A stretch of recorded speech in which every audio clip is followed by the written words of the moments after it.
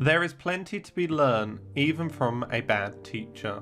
What not to do and how not to be. These are the lessons Anakin learnt from both his master Obi-Wan and the Jedi High Council. Since going to the Jedi Temple on Coruscant, Anakin had fear.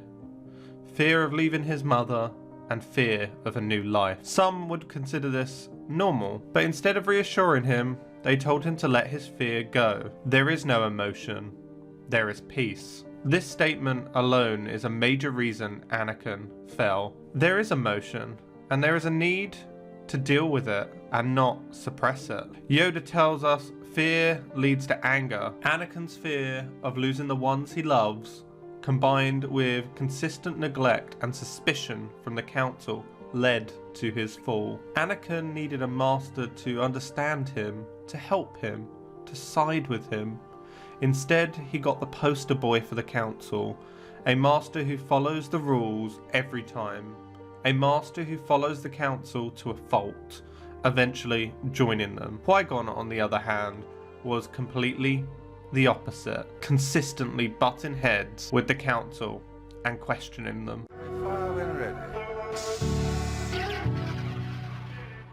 Hello and welcome to Star Wars Grand Moff. I am the Grand Moff, and today we are going to be discussing what if Qui-Gon Jinn trained Anakin.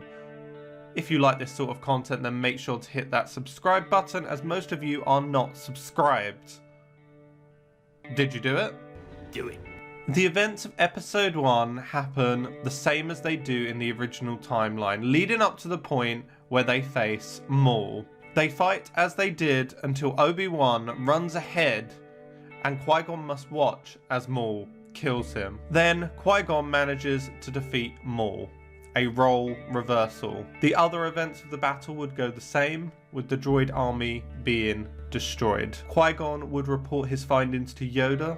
It is important to know that the Council and Qui-Gon may have butted heads, but the Council did offer him a position there with them on the Council in the novel Master and Apprentice. The Council thought it was best to diversify themselves and have someone of Qui-Gon's wisdom on their Council.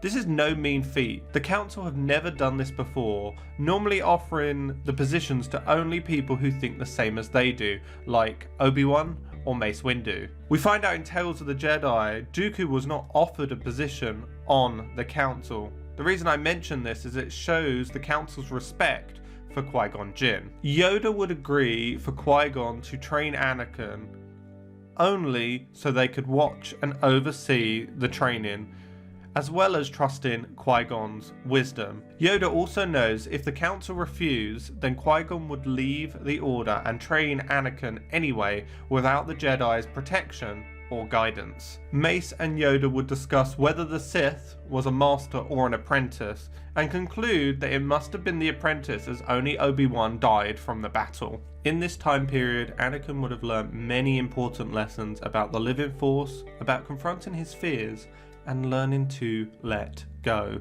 This would be undermined by Palpatine at every chance.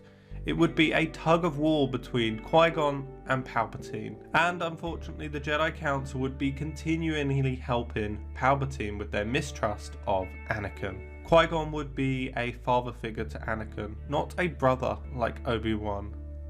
This is important because that was the role Palpatine tries to fill. In the end, Palpatine would have no choice but to plan Qui-Gon's murder, failing several times over the years and hiring people who are maybe a bit too incompetent to kill him, or in some cases Anakin managing to save his master. Qui-Gon would teach Anakin Form 1 like he did with Obi-Wan, making sure he had a strong foundation before moving on and specialising in a different form.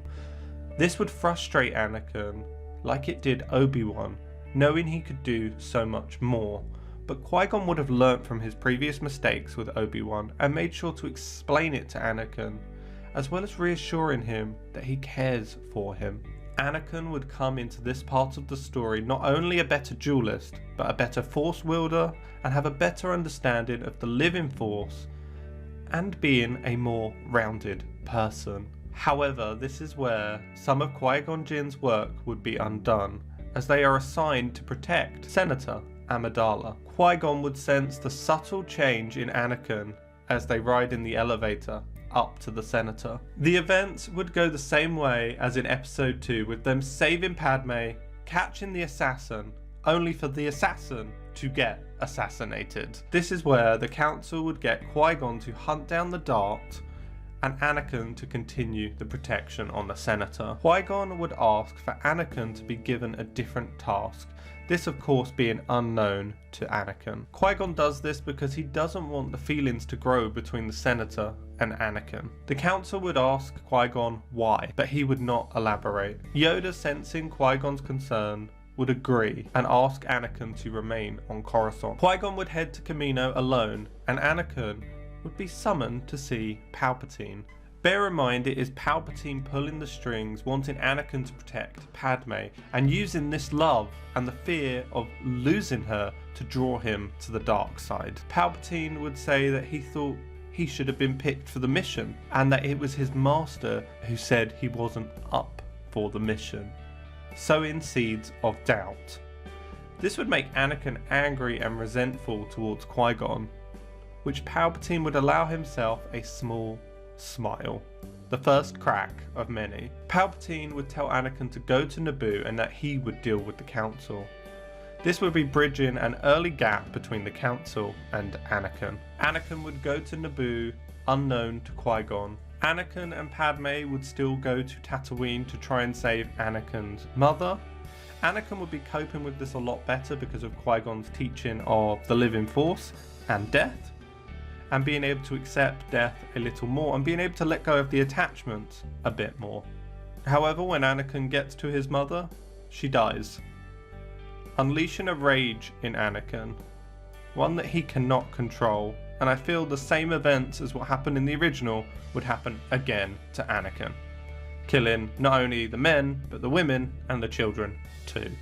The events of Kamino all the way to Geonosis would have happened in the same way. It is important to note though that Obi-Wan was a better pilot than Qui-Gon. Qui-Gon lands and sees that his long-range communicator is not working.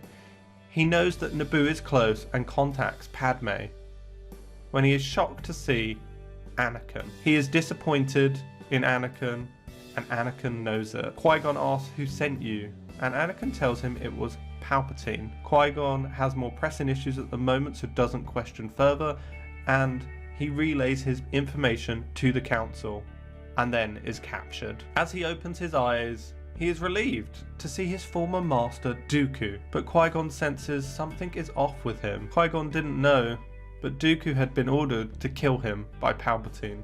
In the original, Palpatine wanted Obi-Wan alive to continue to form a wedge between him and Anakin. But with Qui-Gon, it is very different. Palpatine would have wanted him dead as soon as possible. However, Dooku would tell him of the Sith Lord in the Republic. Qui-Gon would finally put two and two together, and he'd realise that Palpatine must be the Sith Lord.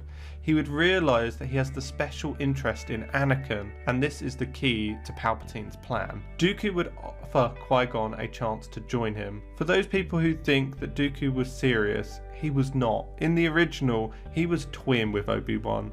He didn't really want to join with Obi-Wan and defeat Sidious. It was a manipulation all along. However, as it is Qui-Gon, Dooku's weak spot, for Qui-Gon I feel he would genuinely offer the chance for him to be his apprentice again. Qui-Gon would sense the dark side in him and refuse. Dooku would give him some time to think about it, even though he was ordered to kill him. The events of episode 2 would continue as normal in the arena, leading up to Yoda coming in with the clones. Anakin and Qui-Gon would follow Dooku to the hangar and fight. Anakin and Qui-Gon would put up a better fight than Obi-Wan and Anakin, but Dooku would not be toying with them like in the original. He has orders to kill Qui-Gon, so he chops off Anakin's arm like in the original, and knowing that Qui-Gon wouldn't join him, he would kill Qui-Gon. This would happen right in front of Anakin, boiling a new rage that he has only known once from his mother's death. Now watching his father figure die, he would be outraged and have a personal stake in wanting to kill Dooku. Yoda would come to duel Dooku, and Dooku would escape, leaving Anakin without an arm or a master. With Qui-Gon dead, I feel episode 3 would go very similar to the original, except Obi-Wan wouldn't be there to pull Anakin back to the light side in even the small ways that he does in the original. Let me know what you think of this what if. Do you think Qui-Gon would have survived? Do you think they would have been able to beat Palpatine? Do you think this would have stopped Anakin falling to the dark side? Let me know in the comments below, and if you like this sort of content, then make sure to hit that like button and subscribe for even more. And I'll see you in the next one. I have been the Grand Moff,